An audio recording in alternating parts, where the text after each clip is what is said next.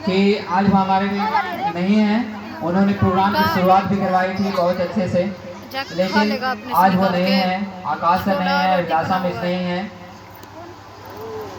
चलिए कोई बात नहीं, लेकिन अभी सरवन सर ने और वीरेंद्र सर ने इस स्कूल की कहानी सुनाई, लेकिन वो कहानी अधूरी थी। कहानी मैं पूरी करता हूँ।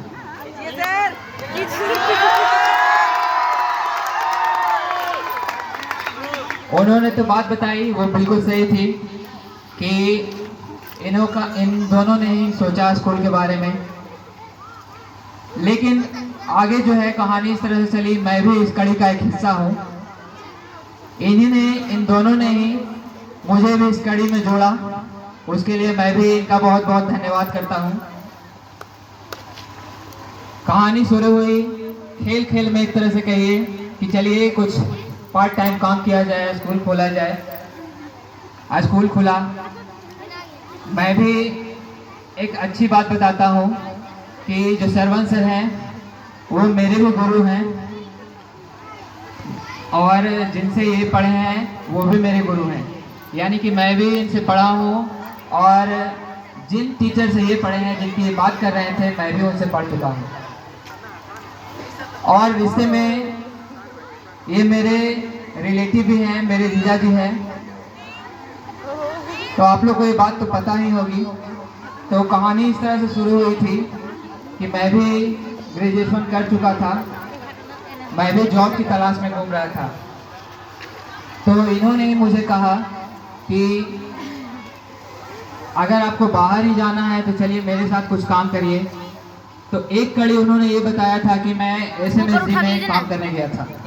वाकई में ये एसएमएसजी में काम करने गए थे, और मुझे भी वो वहाँ ले गए एज ए लैब इंस्ट्रक्टर। मैं भी लगभग 4 सालों तक वहाँ काम किया, और उसी दौरान हमने इन लोगों के विचार में आया कि स्कूल खोला जाए। इन्होंने स्कूल खोला और मुझे भी इस स्कूल का हिस्सा बनाया। तो शुरू में तो मैं नहीं आता था, लेकिन मुझे हर बात पता है। मैं भी इस स्कूल के खुलने से पहले से इस स्कूल से जुड़ा हुआ हूँ, और वाकई में आज 2 टीचर्स जो हैं हमारे विद्यालय में अभी भी मौजूद हैं। सुजाता मैडम, मैं उनका बहुत बहुत धन्यवाद देता हूँ। बबलू सर हैं जो कि आज स्कूल खुलने के पहले से जुड़े हुए हैं। जब ये बेचारे अकेले क्लर्क का यहाँ पे काम करते थे, एडमिशन लेते थे, यहाँ पे कोई नहीं रहता था, अकेले बबलू सर मोर्चा संभाले रहते थे, जो कि स्कूल बुनियाद बिघा में चलता था। और अपना ड्यूटी, वो अपना कर्तव्य हर समय पालन किए, पूरी ईमानदारी से किए। और सुजाता मैडम के बारे में तो खैर जितना भी कहा जाए वो कम ही है। अगर कोई कहा जाता है कि जेंट्स में हीमैन होता है तो वो सी वुमेन है। वो सी वुमेन है, घर का काम करते हुए भी हमारे स्कूल को बहुत अच्छी तरह से संभाली है, और आज भी हमारे विद्यालय को उनकी बहुत ज़रूरत है। बबलू सर की भी ज़रूरत है। बबलू सर ने भी यहाँ बच्चा लाने के लिए, इस स्कूल में बच्चा जुटाने के लिए दिन रात एक कर दिया। जब कहा तब तैयार हैं, और इस स्कूल में बच्चा जुटाने के मामले में अगर बात किया जाए तो वीरेंद्र सर और अरविंद सर का भी बहुत बड़ा योगदान है। ये दोनों इसी एरिया के थे, और इन लोगों को ज़्यादा लोग पहचानते थे अच्छी तरह से। हम लोग तो चेहरे नए थे, हम लोगों को कोई पहचानता नहीं था। Bablu sir, Virendra sir, Arvind sir, ये तीनों की बदौलत ही आज स्कूल इस बुलंदी पे पहुंचा है। और इसमें दिमाग जो है हमेशा सरवन सर का लगते आया है। वो डायरेक्शन दिए, एज ए डायरेक्टर अपना काम बखूबी निभाएं, और हमारे स्कूल को इस बुलंदी तक पहुंचा दिए कि पहले हमारा स्कूल कहिए तो कि शून्य से शुरू हुआ था, और आज शिखर तो नहीं कह सकते हैं, लेकिन शिखर की मंजिल पे बहुत अच्छे से चल रहा है। हालांकि अब हम बात करते हैं सिर्फ टीचर्स की ही नहीं, एक विद्यालय जो है सिर्फ शिक्षक और डायरेक्टर के मदद से ही नहीं चलता है। बहुत सारे काम जो होते हैं वो बैकएंड में होते हैं, पीछे से होते हैं। जैसे कि हमारे देखिए ड्राइवर साहब, वो भी बहुत पहले से जुड़े हुए हैं हमारे विद्यालय से। मिथिलेश जी बहुत मेहनत करते हैं बेचारे, हर तरह से स्कूल में लगे हुए हैं। और भी कई यहाँ पे ड्राइवर हुए शुरू से ही जो कि इस स्कूल से जुड़े हुए हैं और दिन रात बेचारे काम करते रहते हैं। एक बेचारे ड्राइवर थे जो कि हमारे 10th क्लास के स्टूडेंट के फादर भी हैं, उनका स्वर्गवास हो गया किन्हीं कारणवश हमारे स्कूल के कार्यकाल के दौरान ही। तो ये सब भी जो है हमारे स्कूल के बहुत आगे बढ़ाने में अहम भूमिका निभाए। ये बेचारे सुबह उठ करके बच्चा लेके आते हैं, कोई आसान काम नहीं होता है। 10 साल से ड्यूटी निभाना, 10 साल कोई छोटी मोटी समय नहीं होती है। 10 साल गुजर गए, इन लोगों ने अपने कर्तव्य का पालन बखूबी करते आ रहे हैं। कुछ और भी लोग हैं जो स्कूल से जुड़े हुए रहते हैं, जो कि हमारे सफाई कर्मचारी हैं, हमारे यहाँ प्यून का काम करते हैं। लेकिन उन लोगों का भी महत्वपूर्ण योगदान होता है। कहा जाता है कि शरीर में जैसे हर एक अंग हमारे लिए बना हुआ है, महत्वपूर्ण है। मैं बायोलॉजी को ऐसे पढ़ा चुका हूँ, तो मैंने कई बार बोला है कि शरीर का कोई भी हिस्सा बेकार नहीं होता है। शरीर का एक एक जो नेचर ने बनाया है, एक एक अंग को बनाया है, एक एक हिस्से को बनाया है, वो बेकार में नहीं बनाया है। अगर आप उसके पीछे स्टडी करिएगा तो आप देखिएगा कि हर एक चीज़ का कुछ ना कुछ मायने होता है, कुछ ना कुछ महत्व होता है। किसी का कम है तो किसी का ज़्यादा है, लेकिन इसी तरह से हमारा विद्यालय है। तो मैं फिर से एक बार सभी को बधाई देना चाहता हूँ कि आज हमारे विद्यालय के 10 साल पूरे हो चुके हैं। और ये कोई छोटी मोटी समय नहीं है कि 10 साल से हम लोग इस क्षेत्र में काम करते आ रहे हैं और बच्चे को शिक्षा देने का काम कर रहे हैं। और वो भी कहिए तो कि इस क्षेत्र में इस शिक्षा का लेवल जो है वो बहुत ही कम कीमत में हम लोगों ने आपको प्रोवाइड किया है। तो इसके लिए एक बार फिर सभी को मुबारकबाद। तो दूसरी बात ये भी है, आज खुशी का भी दिन है और गम का भी दिन है। मैं तो कभी रो रहा हूँ, कभी हंस रहा हूँ। मुझे समझ में नहीं आ रहा है कि मैं क्या कर रहा हूँ, मेरे साथ क्या हो रहा है। कभी 10th क्लास के बच्चों ने कई बार रुला दिया, लेकिन छोटे छोटे बच्चों का प्रदर्शन देख करके खुश भी हो गया। छोटे छोटे बच्चे जो हैं कई बार हंसा के चले गए। तो यही जिंदगी है, कभी खुशी कभी गम। और भी है, तो मैं भी 10th क्लास के बच्चों से जुड़ा हुआ हूँ। 10th क्लास के बच्चों ने मेरे बारे में भी बहुत सारी बातें बोली। उन लोगों ने बहुत सारा चीज़ कैच किया, सभी टीचर्स को कॉपी किया। एक तरह से कहिए कि टीचर से उनके आदर्श होते हैं जो बच्चे होते हैं। तो मैं भी सारे बच्चों का एक तरह से कहिए कि आभारी हूँ कि आप लोगों का बहुत ही 10 सालों से प्यार मिलते आया। बहुत सारे बच्चे हैं जैसे आयुष जो कि शुरू से ही जुड़े हुए हैं, बबलू हैं, छोटू हैं, उनके साथ बहुत सारी घटनाएं भी। एक बार की बात है कि छोटू के ऊपर ईंटा गिर चुका था, पूरा दीवार गिर गया था, लेकिन छोटू ने हंसते हंसते उस गम को भी सह लिया और घर में पता नहीं बोले कि नहीं बोले, लेकिन वो हमारे यहाँ विद्यालय कंटिन्यू किए। तो इसीलिए आज बच्चे जा रहे हैं, आज इन लोगों का अंतिम दिन है। तो मैं सोच रहा हूँ कि यहीं से खड़े खड़े आज इनका लास्ट क्लास ले लेता हूँ। मैं क्लास लेता हूँ, डरिएगा नहीं, मैं आपसे कुछ पूछ नहीं रहा हूँ। मैं आपको आज जीवन का मंत्र देने जा रहा हूँ, जो कि आज आपको आप आने वाले आपके जीवन में बहुत ही काम देगा। तो मैं कुछ बिंदुओं, कुछ पॉइंट्स पे बताने जा रहा हूँ आपको। जैसे कि बबलू ने सही सही बताया था कि एक स्टूडेंट को हेल्दी होना बहुत ज़रूरी होता है। सही बात है, शरीर और स्वास्थ्य ये दोनों ज़रूरी चीज़ हैं, जो कि एक स्टूडेंट्स के लिए ही नहीं, एक हर किसी व्यक्ति के लिए जो कि इस जीवन में जीवित है। इस दुनिया में जीवित है उस सभी के लिए शरीर और स्वास्थ्य जरूरी होता है। मैंने एक सलमान खान की बात सुनी है कि शरीर और सेहत रहेगी तो शोहरत बना लेंगे, शरीर और सेहत रहेगी तो शोहरत बना लेंगे। तो इसीलिए शरीर और स्वास्थ्य रहना जरूरी है।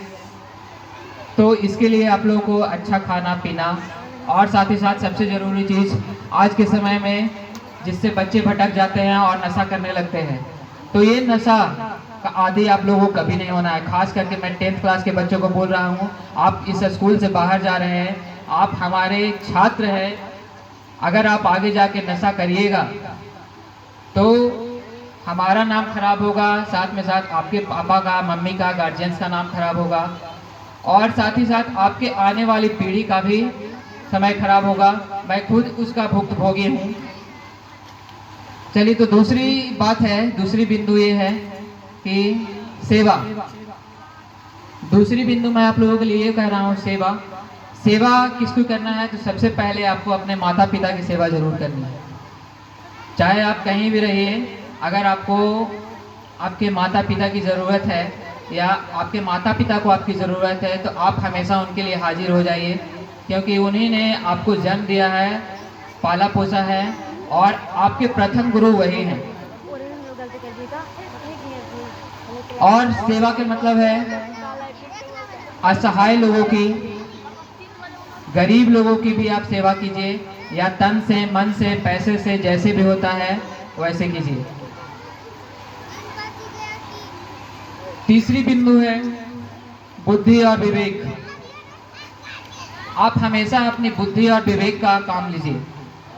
अपनी बुद्धि और विवेक से ही सारे फैसले लीजिए, दूसरे के बहकावे में नहीं आइए। आपका अपना खुद का सोच है, आप अच्छा बुरा सब समझने लगे हैं, आप बड़े हो चुके हैं, आप बच्चे नहीं रहे हैं। तो अपनी बुद्धि और विवेक से ही आपको फैसला लेना है, क्योंकि इस दुनिया में आपको हर कदम पे छली, कपटी और धूर्त व्यक्ति मिलेंगे जो कि आपको बहलाएंगे, फुसलाएंगे। वो चाहेंगे कि आप आगे ना बढ़ें। चौथी बिंदु है हिम्मत और साहस। आपको हमेशा हर काम के लिए हिम्मत दिखाना है, साहस दिखाना है। कोई भी काम आप कहे, कोई भी काम अगर आपको जीवन में करना पड़े तो आप पीछे नहीं हटिए, अपनी हिम्मत और साहस का परिचय दीजिए और आगे आइए उस काम करने के लिए। पांचवी बिंदु है रवैया और प्रवृत्ति, जिसको आजकल हम लोग बहुत हाईलाइटेड किए हुए हैं, जिसको कहते हैं एटीट्यूड। एटीट्यूड तो किसके प्रति कैसा एटीट्यूड होना चाहिए ये भी मैं आपको आज थोड़ा बता दे रहा हूँ। तो एटीट्यूड के बारे में कहा गया है कि हर आदमी आसानी से नहीं मानता, हर आदमी आसानी से नहीं मानता। अगर ऐसा होता तो वो बांसुरी बजाने वाला युद्ध नहीं होने देता। तो कहा जाता है ये कि जैसा जो व्यक्ति है उसके सामने उसी तरह का एटीट्यूड दिखाएं। अगर कोई आपसे प्यार से बात करता है तो प्यार का ही दिखाइए, अगर कोई आपके सामने लड़ाई झगड़ा ये सब कर रहा है तो आप उसमें भी पीछे नहीं हटिए। नेक्स्ट पॉइंट है आक्रमण। आक्रमण कहिए कि आपको अपने अधिकारों के लिए अगर कभी लड़ना पड़े तो आप उसके लिए पीछे नहीं हटिए, आक्रमण आपको करना है। आप लोगों को गीता मिला है तो मैं इसी गीता का एक उदाहरण देना चाहता हूँ। इसी गीता के उपदेश में श्री कृष्ण ने अर्जुन को युद्ध में ज्ञान दिया था। ये जो गीता है, ये गीता मतलब क्या है आप लोग? गीता जो है ये श्री कृष्ण के द्वारा दिया हुआ गा करके उपदेश है। इसी को कहते हैं गा करके उन्होंने उपदेश युद्ध रणभूमि में दिया था अर्जुन को, जो कि धर्म और अधर्म की बातें बतलाए थे। तो इसी को उन्होंने गा करके बताया था, इसीलिए इसको गीता कहता है। और स्वयं श्री कृष्ण ने इस गीता को बोला था, इसीलिए इसे भागवत गीता भी कहा जाता है। तो मैं आपको बता रहा था आक्रमण, तो अर्जुन एक समय अपने अर्जुन और कौरव थे ना, सॉरी पांडव और कौरवों के बीच में युद्ध चल रहा था, रणभूमि का समय था। अर्जुन खड़े थे, अर्जुन के सारथी यानी कि रथ चलाने वाले खुद भगवान श्री कृष्ण थे, क्योंकि वो जानते थे, उन्होंने भविष्य देख चुका था, उन्हें पता था कि अर्जुन आगे चल के घबराएगा, तो उन्होंने खुद उनका सारथी बनने का फैसला किया और सारथी बने। और उन्हें जब वो भटक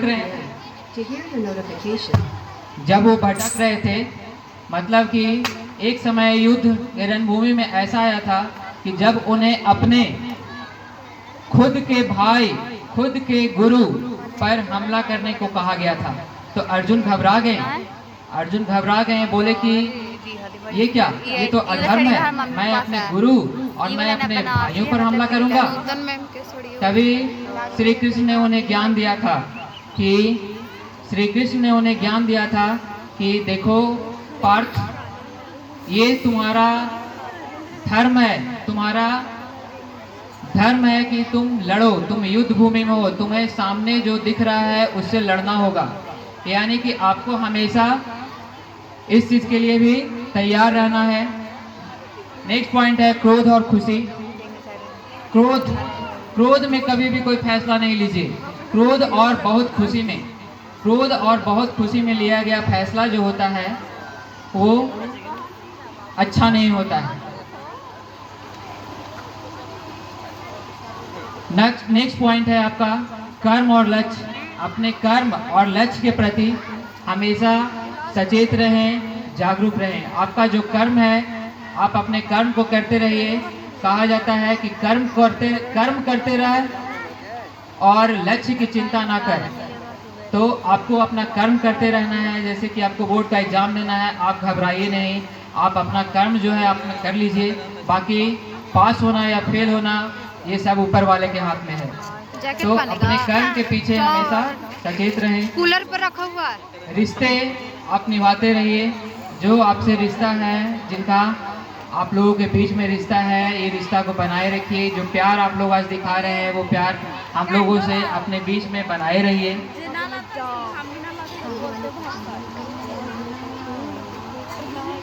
और सबसे बड़ा चीज़ जो कि मेरे अंदर कई लोगों ने बोला, क्वालिटी जो मेरे अंदर है पेशेंस रखने की। वाकई में मेरे अंदर बहुत पेशेंस है और मैं दूसरों को भी ये बताता हूँ। तो ये सारी बातें जो मैंने बताई, उसको लास्ट पॉइंट एक ही तोड़ है, समय सबसे बड़ा बलवान होता है। आपको कभी कभी कई जिंदगी में कई राहों में आपको ऐसा लगेगा कि मुझे कुछ समझ में नहीं आ रहा है, तो कुछ चीज़ों को समय पे छोड़ देना चाहिए, जो कि सबसे बड़ा गुरु होता है। कहा जाता है कि और जो होता है उसके लिए भी कभी चिंता नहीं करना चाहिए। गीता का एक सारांश, ये भी आपने सुना होगा, जो हुआ है वह अच्छा हुआ है, जो हो रहा है वह अच्छा हो रहा है, जो होगा वह भी अच्छा होगा। तुम भूत का पश्चाताप ना करो, भविष्य की चिंता ना करो, वर्तमान चल रहा है। तुम्हारा क्या गया था जो तुम रोते हो, तुम क्या लाए थे जो तुमने खो दिया। तो ये सब चीज़ें जो है आप ध्यान में रखिएगा। ये लाइंस पूरी नहीं है वाकई में, तो ये सब चीज़ों को लेकर के आप लोग ध्यान रखिएगा। और भी चीज़ है, मैं आप लोगों के लिए मैंने भी एक सॉन्ग चुन के रखा है जो कि मैं आप लोगों के लिए गाना चाहता हूँ, अगर आप लोगों की इजाज़त है तो।